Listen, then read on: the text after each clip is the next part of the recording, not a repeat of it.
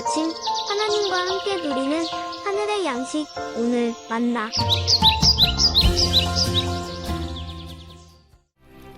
이제 종이 주의 종들인 이스라엘 자손을 위하여 주야로 기도하오며 우리 이스라엘 자손이 주께 범죄한 죄들을 자복하오니 주는 귀를 기울이시며 눈을 여시사 종의 기도를 들으시옵소서. 나와 내 아버지의 집이 범죄하여 주를 향하여 크게 악을 행하여 주께서 주의 종 모세에게 명령하신 계명과 율례와 규례를 지키지 아니하였나이다. 느헤미야 52 프로젝트 3일차입니다. 예배당으로 오시는 분들, 유튜브로 참여하시는 분들, 우리 모두의 기도단이 하루하루 견실히 쌓여가고 있는 것 같습니다. 마음을 살피시는 하나님께서 우리 마음의 갈망을 보셨을 것입니다. 하나님을 사랑하는 갈망, 더 깊은 신앙으로 나아가고자 하는 갈망, 그러나 원대로 되지 않는 우리의 나약한 의지와 신앙, 그로 인한 실망. 그래서 하나님은 우리를 긍휼히 여겨주셔서 공동체로 기도할 수 있는 시간, 느헤미야 52 프로젝트를 주신 것 같습니다. 하나님께 참 감사드리고 참여하신 모든 분들 참 잘하셨다고 격려해드리고 싶습니다. 우리 기도의 벽돌 하나를 쌓고 또 옆 사람도 함께 쌓고 그렇게 우리가 하나하나 쌓아 올리면 결국 높고 튼튼한 벽이 세워질 것입니다. 그 기도의 벽은 우리 공동체와 우리의 삶을 지켜주게 될 것입니다. 그 일을 소망하며 이 기도의 걸음을 계속해서 함께 해나가면 좋겠습니다.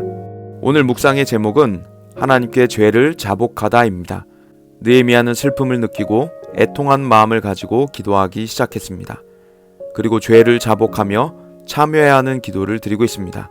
자복이란 죄를 저지른 사람이 피해자에게 자신의 죄를 인정하고 고백하는 것이죠. 현대인들에게 자복하기란 너무 어려운 일인 것 같습니다.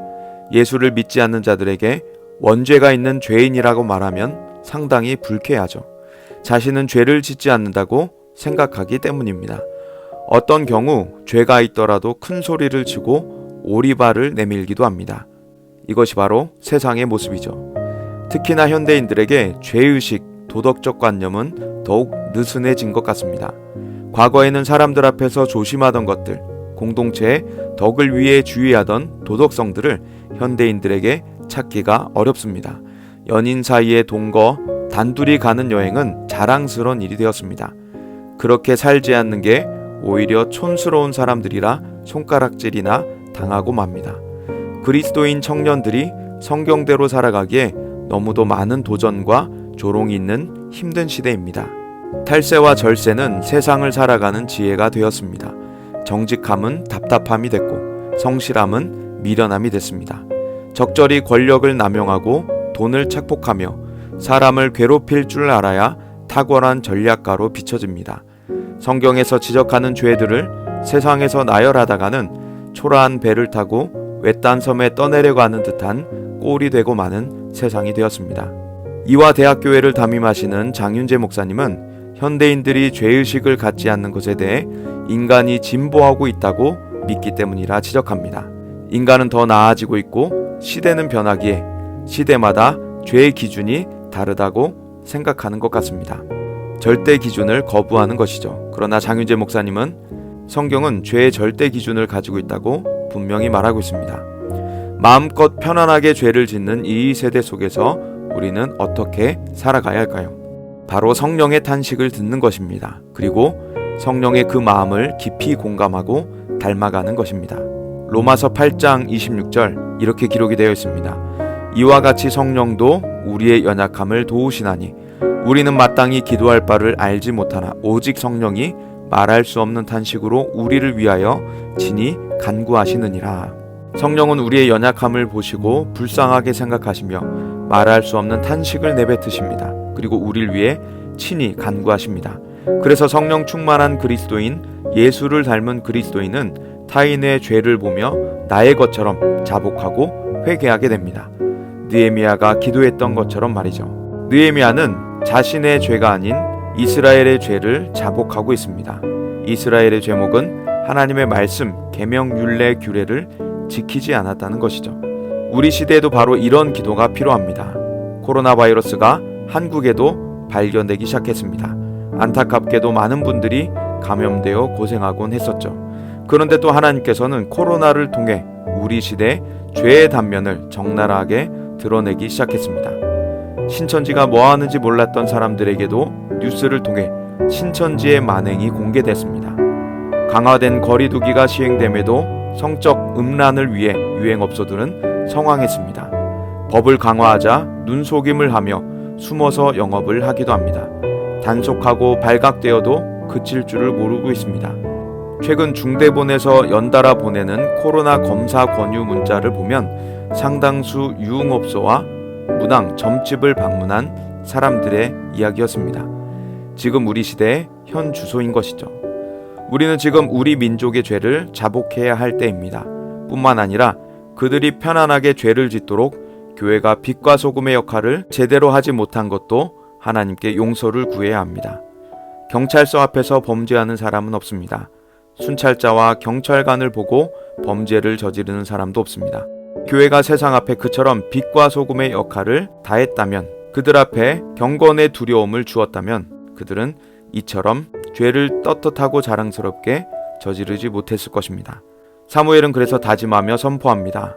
사무엘상 12장 23절에 나는 너희를 위하여 기도하기를 쉬는 죄를 여호와 앞에 결단코 범하지 아니하고 선하고 의로운 길을 너희에게 가르칠 것인즉, 우리는 하나님 앞에 기도를 쉬지 않아야 하며 선하고 의로운 길을 세상 앞에 많은 이들에게 가르쳐줘야 하는 사명을 띤 공동체입니다. 그래서 우리는 두 가지를 놓고 함께 기도했으면 좋겠습니다. 첫 번째는 민족의 죄를 끌어안는 선지자적 기도입니다. 현대 우리 민족에게 보이는 죄들을 끌어안고 자복하는 기도 드리시기 바랍니다. 성적인 타락, 물질 만능주의, 권력욕, 이단과 사이비 종교들, 이 모든 죄악들, 하나님의 마음을 아프게 하는 것들, 느헤미야가 그랬듯 우리가 하나님께 용서를 구하며 기도해야겠습니다.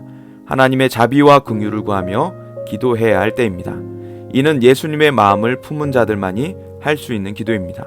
죄가 없으신 주님도 인간의 죄를 대신 담당하셨습니다.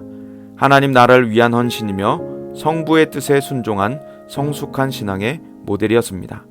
그래서 우리도 예수의 제자로 주님을 닮아 살아간다면 나의 죄가 아니더라도 하나님 앞에 나아가 용서를 구하는 기도를 하게 됩니다. 소돔과 고모라를 심판하러 가시는 하나님 앞에서 아브람처럼 말입니다. 두 번째, 우리는 나의 죄를 자백하며 기도해야 할 때입니다. 죄 자백하는 기도는 개혁과 부흥을 가져왔습니다. 우리에게 잘 알려진 원산의 부흥은 하디 선교사님의 자복하는 기도로부터 시작됐습니다. 그는 자신의 학력과 능력과 실력을 의지했습니다. 때문에 선교 사역의 실패는 미개한 한국인들 때문이라 여겼습니다.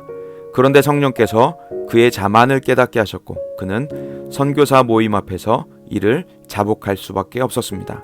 상당히 굴욕적이었다, 고통스러웠다 기록합니다. 그러나 하디 선교사님의 영적 각성은 동료 선교사들에게 영향을 주었고 새로 입국하고 합류하는 선교사들에게까지도 영적 각성이 일어나기 시작했습니다. 그 자복하는 불씨는 퍼져나가 평양까지 덮쳤고 결국 1907년 평양 대부흥이라는 위대한 성령의 역사가 일어나게 되었습니다.